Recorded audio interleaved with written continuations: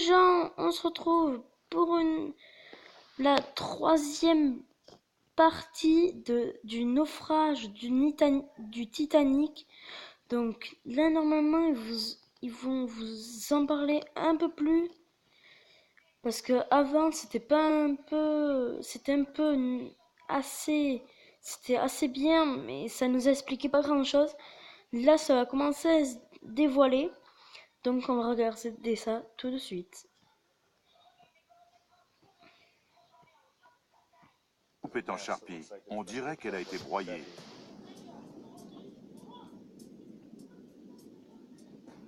C'est un chaos indescriptible. Certaines structures métalliques sont encore intactes, comme ces moteurs de 12 mètres de haut.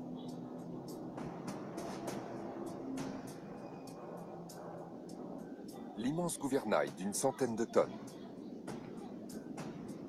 et les hélices en bronze de 8 mètres de diamètre. La poupe abritait également le système de direction et les arbres de transmission. Du matériel très résistant. Mais la modélisation hyper détaillée montre également les ponts affaissés les uns sur les autres, comme écrasés, et de grosses poutres d'acier tordues et déchiquetées, comme de vulgaires brins de paille. C'est difficile de savoir de quoi il s'agit. On dirait d'énormes morceaux de ferraille au fond de l'océan, mais ils n'ont pas l'air d'appartenir à un bateau. Pourquoi la poupe est-elle en si mauvais état? Les archéologues ont eu bien du mal à l'expliquer. La poupe est difficile à interpréter parce qu'elle est très endommagée. Mais la modélisation révèle un indice précieux qui pourrait expliquer la fin violente de cette partie du navire.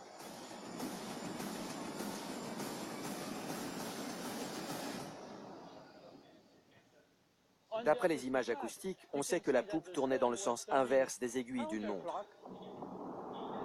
Il s'agit d'une trace gigantesque laissée sur le fond de l'océan au moment de l'impact de la poupe. Les scientifiques peuvent désormais interpréter cette trace et en déduire de quelle manière la poupe a sombré.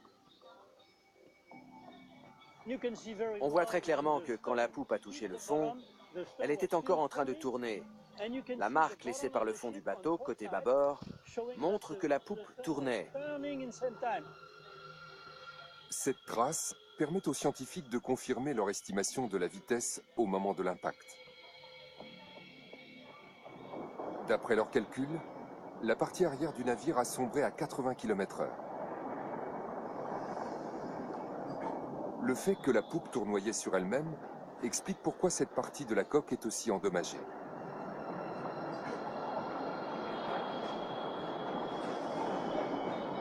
A l'inverse, la proue, grâce à sa forme aérodynamique, a pu glisser sans à-coups vers le fond de l'océan, et c'est pourquoi elle est quasiment intacte.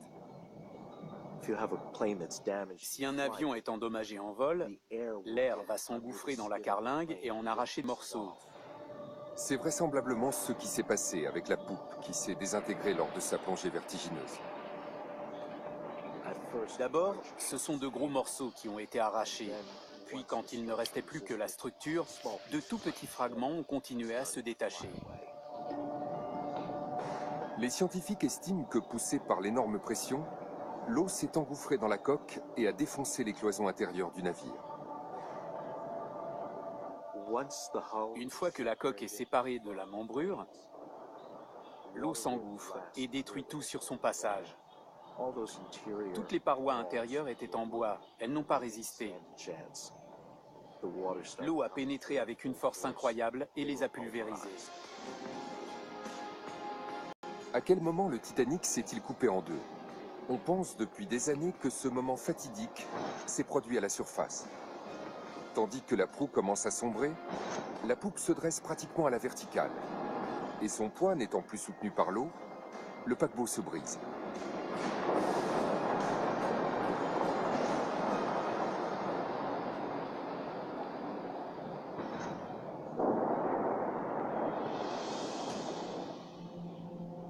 Mais grâce à la modélisation, de nouveaux indices apparaissent qui pourraient bien remettre en question ce scénario. Les scientifiques étudient la répartition des différents débris sur le plancher océanique pour tenter de comprendre comment ils sont tombés. À partir de ces données, ils devraient pouvoir déterminer avec précision quand et comment le navire s'est désintégré. Mais cela va nécessiter une somme de travail considérable. L'équipe va devoir scanner tous les débris du site afin d'identifier et de répertorier le maximum d'éléments possibles. Les archéologues pourront alors dresser la cartographie numérique des objets qui reposent au fond de l'océan. Ceci inclura également la position des quelques 5000 objets récupérés lors des expéditions précédentes sur l'épave du Titanic.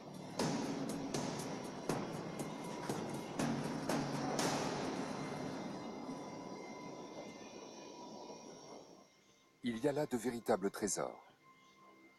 Des statues qui décoraient le grand escalier. Des lustres qui pendaient au plafond du fumoir de première classe. De la vaisselle délicate provenant du meilleur restaurant à bord. Il y a même l'une des cloches en bronze du Titanic. Et des morceaux d'instruments de navigation provenant de la passerelle de manœuvre d'accostage. Chacun de ces objets représente une donnée significative qui pourrait nous aider à réécrire la fin de l'histoire du Titanic.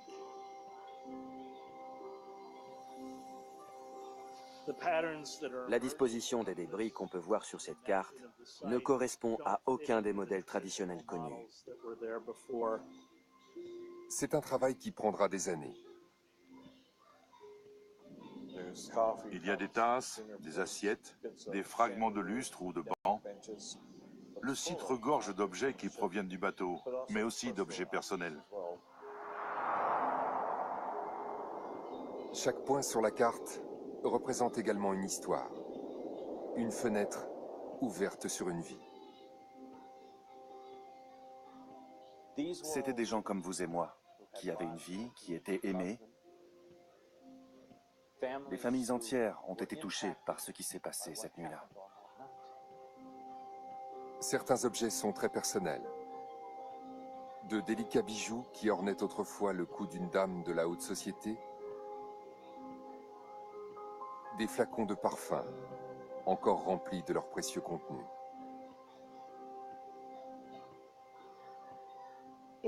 C'est très beau et très émouvant de voir tous ces objets sur le fond.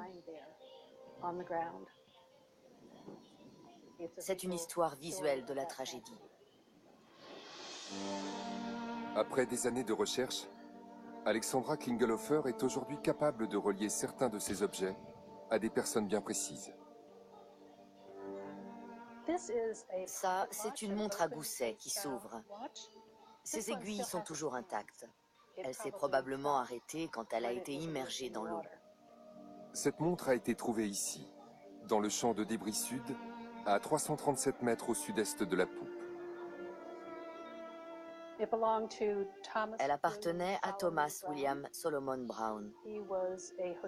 C'était un hôtelier d'Afrique du Sud qui partait, avec sa famille, s'installer dans l'ouest des États-Unis. Il n'a pas survécu, contrairement à sa femme et à sa fille, Edith.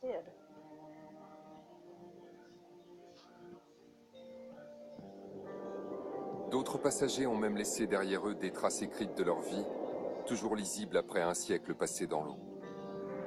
Un carnet retrouvé à 283 mètres de la poupe, dans le champ de débris ouest, appartenait à un jeune passager de deuxième classe, Edgardo Samuel Andrew.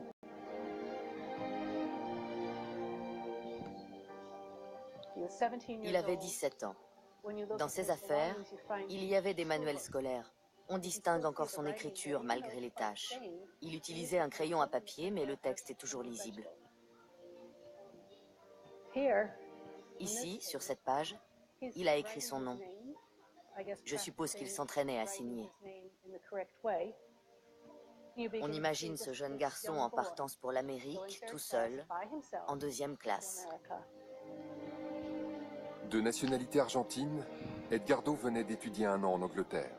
Il se rendait au mariage de son frère en Amérique, où il espérait s'installer à son tour.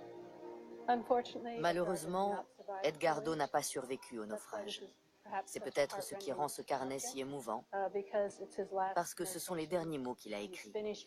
Il a fini le lycée, il a mis ses livres dans une valise, et il est parti pour l'Amérique. Et on n'a plus jamais entendu parler de lui. Il reste une multitude d'autres objets à examiner en détail, dont certains pourraient contribuer à redonner un visage humain à cette tragédie. Bien souvent, l'histoire engloutit les gens ordinaires. Nous tous, nous finissons par être oubliés. Les sites archéologiques nous donnent l'occasion de corriger ça. Le lieu du naufrage est en effet désormais un site archéologique, ce qui contribuera à préserver la mémoire du Titanic pour les générations à venir. Chacun des objets retrouvés fait partie... Donc voici la troisième partie, mais quand on parle des générations à venir, donc c'est-à-dire nous, les grands, les plus petits, qui n'ont pas vu le Titanic en vrai, il y a des grands et des petits qui ont vu. Donc il y a des enfants qui sont morts au Titanic, voilà. Et ciao, c'était La Salle Pro. N'hésitez pas à mettre un pouce bleu, un commentaire. Et surtout, abonnez-vous.